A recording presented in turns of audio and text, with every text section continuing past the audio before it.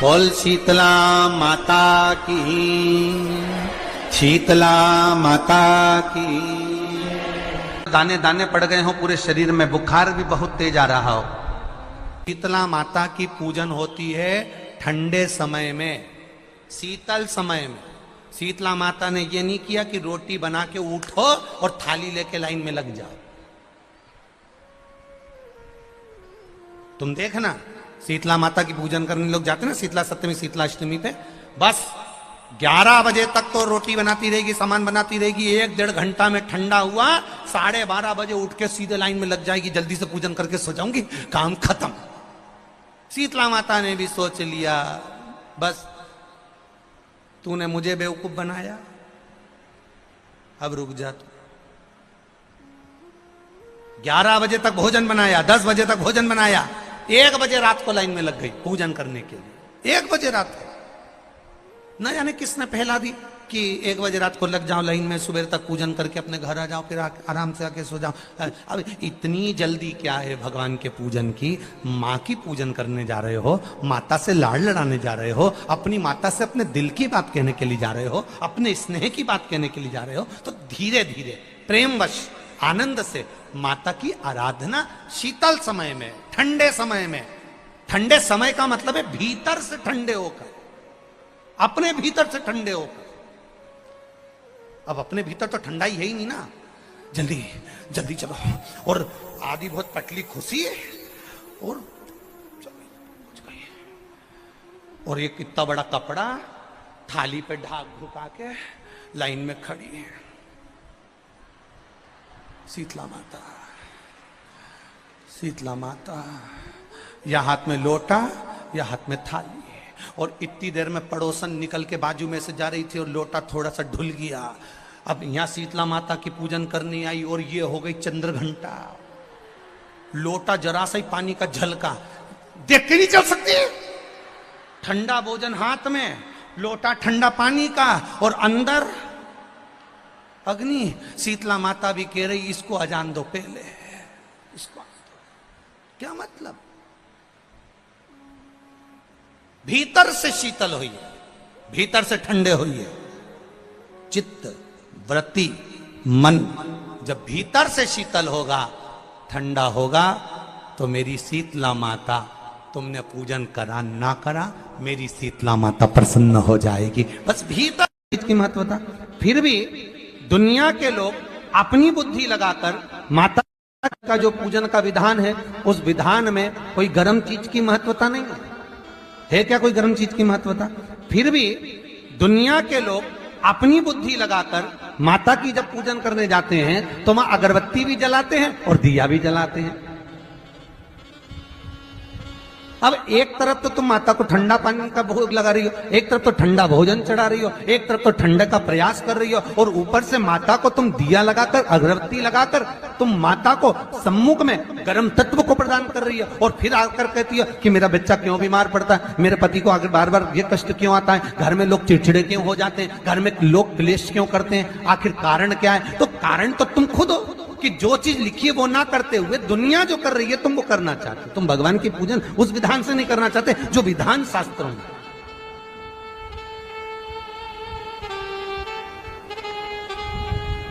जो शास्त्रार्थ विधान कहता है।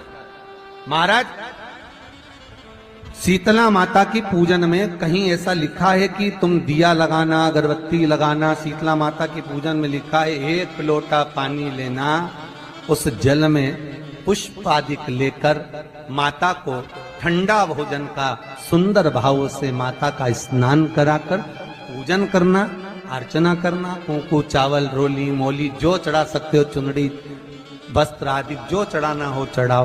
पर यह नहीं लिखा कि तुम दिया भी लगाना कि अगरबत्ती भी लगाना, क्योंकि गर्म तत्व मत चाहिए माता। वो शीतल है, शीतला।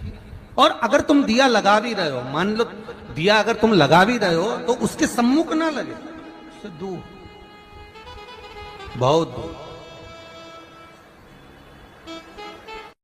घर में औलाद नहीं हुई, संतान नहीं हुई, और अंजना माता गौतम बाबा के पास जाकर कहती है, पिताजी मेरी शादी को इतने 42 वर्ष हो गए, विवाह हुए इतने साल। तो जब माता उमा जब प्रगटी तो उनका केश भूमि पर गिरा, और भूमि पर गिरने के कारण उससे एक वृक्ष उत्पन्न हुआ जो नीम का वृक्ष कहलाता, नेवाड़ी का वृक्ष कहलाता। इसलिए साउथ में, दक्षिण में नीम के वृक्ष को स्वयं देवी का प्रतिबिंब माना जाता है। नीम के वृक्ष को स्वयं माता का प्रागट्य उत्सव माना जाता है। नीम के वृक्ष को स्वयं देवी का भाव वर्णित किया जाता है। और बहुत सुंदर बात है महाराज जी, जिसके शरीर में माता निकल गई हो, दाने दाने पड़ गए हो पूरे शरीर में, बुखार भी बहुत तेज आ रहा हो, और पूरे शरीर में माता जी निकल गई हो, एक लोटा पानी जिसके शरीर में माता जी निकली है उसके पास में रख दो, और वो पानी उठाकर नीम के पेड़ में उस व्यक्ति के ऊपर से 7 बार उतार के नीम के पेड़ में डाल दो। 3 दिन के अंदर उसकी माता जो शरीर में निकली हुई है, दाने दाने पड़े हुए हैं, जो बुखार बहुत तेज आ रहा है, उसमें धीरे धीरे आराम मिलना प्रारंभ हो जाता है। यहां तक शास्त्र कहता है कि किसी व्यक्ति को अचानक बहुत तेज बीमार आ गया, बहुत तेज बुखार आ गया, या एकदम, हम तो यहां तक कहेंगे कि ये वायरस चल रहा है, महामारी चल रही है, और कंठ में भी आपको अगर जलन पड़ रही है, कंठ रुक रहा है, बुखार बहुत तेज आ रहा है, शरीर में ताप है, डॉक्टर को दिखाओ मना नहीं है, सब कुछ करो मना नहीं है, पर 1 लोटा पानी अपने ऊपर से उतार कर 21 बार नीम के पेड़ में ले जाकर नाम गोत्र बोलकर डाल दीजिए, और नीम के पेड़ के नीचे की मिट्टी को अपने कंठ पर लगा लीजिए। 20 से 25 मिनट बाद आपको आराम लगना प्रारंभ हो जाएगा। ये उमा देवी है।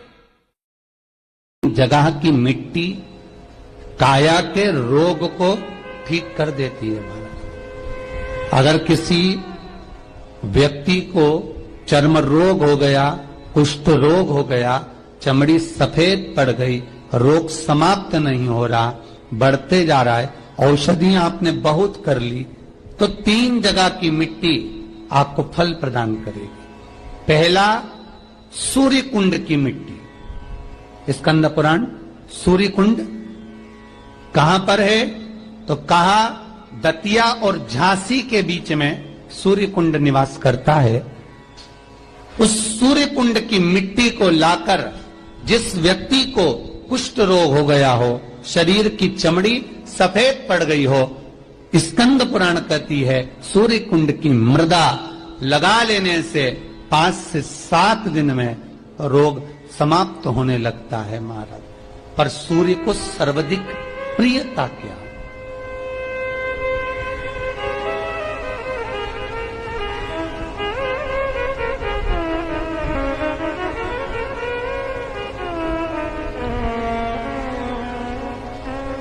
सर्वाधिक प्रियता सूर्य को क्या? क्योंकि सूर्य तपता है, तो उस तपन को मिटाने के लिए सूर्य देवता के शरीर पर गाय का घृत मला जाता है। जैसे शनि को तेल लगाया जाता है, सूर्य को घृत मला जाता है। इसलिए सूर्य कुंड का एक नियम है कि सूर्य कुंड पर से अगर हम मिट्टी लेकर आते हैं, शरीर पर लगाने के बाद जब शरीर का चर्म रोग समाप्त हो जाए, सफेद चमड़ी अपने वापिस रंग में आ जाए, तब आप जितनी कामना कर आते हैं उतना घी उस सूर्य कुंड के पास में डालना पड़ता है। 1 किलो, 2 किलो, आधा किलो, 250 ग्राम, 25 ग्राम, 50 ग्राम, जो आपने कामना करी है उतना चढ़ाना पड़ता। पर वो घी गाय का होना चाहिए, और उस घी का प्रयोग कोई नहीं कर सकता। इसलिए आज भी स्कंद पुराण में तो केवल सूर्य कुंड का वर्णन है, घृत का वर्णन है, पर स्थान आज भी झांसी और दतिया के बीच में जो सूर्य कुंड विराजमान है, आज भी वहां पर कुंड के पास में एक घी का कुआं है जिसमें घी डाला जाता है, पर उस घी का प्रयोग कोई दुनिया का व्यक्ति नहीं कर सकता। जो करता है वो शरीर में फपोले पड़ जाते हैं और बाद में सड़कर मर जाता है।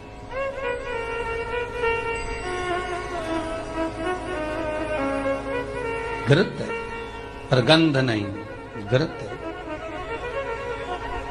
3 जगह की मृदा जीव को सुख का अनुभव कराती है। पहला सूर्य कुंड महाराज, दूसरा वर्णन करा है जिस स्थान पर गौ माता को बांधा गया हो और गाय अपने बछड़े को, बछिया को जन्म देती हो, उस स्थान पर उसकी मिट्टी, उसकी मृदा, उस जगह की रज, जब मकान का मुहूर्त होता है, दुकान खोली जाती है, दुकान बनाई जाती है, दुकान में कोई अग्नि का प्रवेश हो, उससे पहले जहां पर गाय ने अपने बछड़े को जन्म दिया हो, बच्चे को जन्म दिया हो, उस स्थान की मिट्टी उस भूमि पर लेपन कर दी जाए तो जिंदगी में कभी संपदा की कमी नहीं हो सकती महाराज। ये दूसरी मृदा स्कंद पुराण वर्णन करती है, धेनु मानस वर्णन करती। दूसरी